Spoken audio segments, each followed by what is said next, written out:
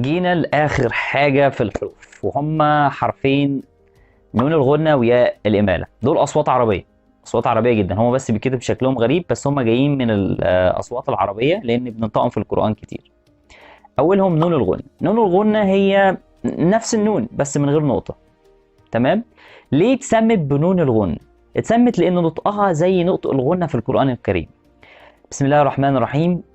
إنما أمره إذا أراد شيئا أن يكون له كن فيكون. إنما إن دي هي دي نون الغنى. تمام. مثال على كده كلمة مي. مي أنا بس بقول مي، ما بنطقش مين، ما بقولش مين، لا أنا بقول مي يعني أنا. هي دايما بتيجي في الآخر بتتكتب بالشكل ده، نون من غير نقطة. ساعات بقى بتيجي في نص الكلمة وبتتكتب نون وعليها نقطة عادي، بس بنبقى عارفين ان النون دي نون غنة بتتنطق كده ني، فاحنا بننطقها بالشكل ده. بتبقى في عدد كلمات قليلة جدا. مثال على كده كلمة صامب. صامب يعني ثعبان. مثال تاني كلمة صاص يعني نفس. نيجي بقى لياء الإمالة. ياء الإمالة دي موضوع كبير قوي. ساعات بتتسمى بياء الإمالة وساعات بتتسمى بالياء المجهول. اتسمت بالاسمين دول ليه؟ عشان نطقها. احنا بننطق الياء ونشبعها في الكس ونقول اي زي يحكي يقضي، او نشبع الياء في الفتح ونقول سلوى سلمى. الياء بقى المجهولة ما بين الاتنين دول. تمام. بدل ما بقول اي او اقول بقول اي. عشان كده اتسمت مجهولة لان هي دي ولا دي. واتسمت ياء الإمالة لأني بميل عن الياء الحقيقية، الياء المعدولة اللي هي الياء العادية. فبقول بدل ما بقول ياء أنا بقول إيه. بالظبط بتتنطق زي حرف الإيه في كلمة later. تمام. فاكر كلمة مي في نون الغنة مي؟ الياء فيها ياء إمالة. أمريندر باهوبالي يعني ما. في الأردية بيسموها بري ياء يعني الياء الكبيرة. كده نكون خلصنا الحروف، بس لازم نعرف شويه تكات كده وحركات عشان نقدر نخلي الاكسنت دي كويس. اول حاجه في النطق تخلص من خلفيتك عن اللغه العربيه. طبعا انا عارف ان اللغه العربيه لغه القران الكريم وليها مدرك صوتي واسع جدا بيخليك تنطق اي لغه زي اهلها بالظبط، بس هنا بالذات تخلص من خلفيتك عن اللغه العربيه. بلاش تنطق الكلمات على اساس انها عربي. ازاي؟ هفهمك. اعطيك مثال على كده. الكلمه دي انت هتنطقها ازاي؟ هتنطقها تقتور. انا كنت بنطقها كده في البدايه، بس هي ما بتنطقش كده، هي بتتنطق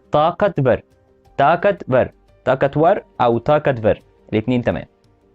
مثال تاني، الكلمه دي تنطقها ازاي؟ هتنطقها لا شكر، بس هي ما بتنطقش كده، هي بتنطق لشكر. فلازم تتخلص من خلفيتك عن اللغه العربيه في نطق الكلمات. دوت هيساعدك جدا في انك تقضي يعني مشوار طويل قوي في اللغه. طب ازاي انا هعرف؟ انا اكيد مش حاجه اسالك كل شويه انت الكلمه دي نطقها ايه. لا سهله قوي. انت بتروح على جوجل بتخلي الترجمه فيه من الاردو للانجليزي وتكتب بالاردو وهو هينطقها لك صح جدا.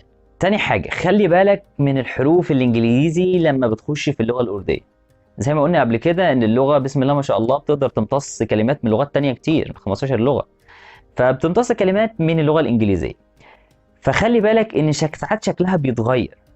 ازاي؟ زي كلمة جون، ما بتتكتبش جون جيم واو نون، لا بتتكتب جان جيم ألف نون. جان حاجة كده ما بين الألف وما بين الأو. جان حرف الراء الطائية لما بيجي بيخش في اللغة الإنجليزية بتقلب لدي. الإنجليزية ما فيهاش راء طائية طبعا، فبتتكتب دي. مثال على كده، فاكر أنت فيلم دارك كان بيتكتب دادك، أو فيلم ربني بانا دي جوري. تمام. هي ربني بانا دي جوري مش دي جودي خالص، مش جوري يعني جوز او اتنين.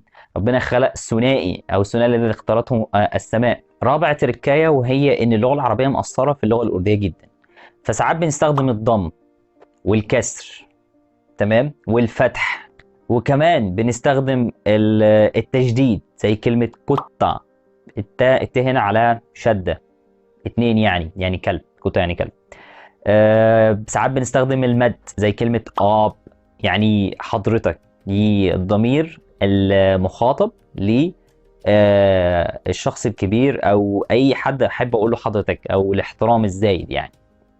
وساعات بنستخدم التنوين زي مثلا كلمة أردية، لما أجي أقول لحد كمثال كحاجة أقول له مثلا كذا. جينا لآخر تركاية وأهم تركاية في الموضوع، وهو حرف الواو. التركاية دي اهتم بيها شوية.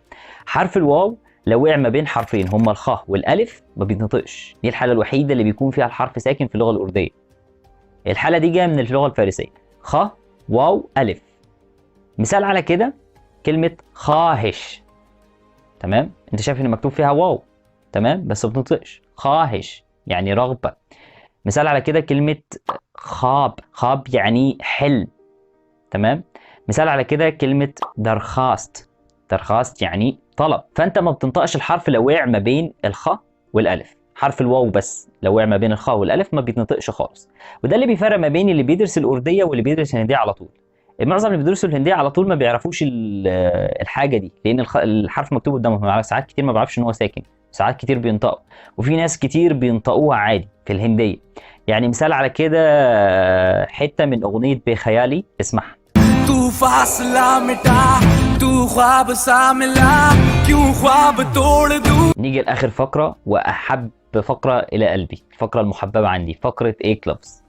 حكمه النهارده بتقول हमें उस उम्मीद को यकीन में बदलना चाहिए कि हमारा आने वाला कल आज से बेहतर होगा.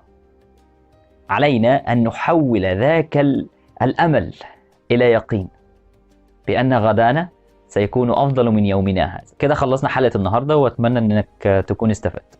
هتلاقي في الديسكريبشن بوكس تحت لينكات. أول لينك هيكون لحلقة تانية هي كتدريب على الحلقة دي. أنا جبت نص وبقرأه وأنت بتحاول تقلد القراءة وتقرأ زي. واللينك التاني هيكون لكويز صغير تدريب على الحلقة دي برضه.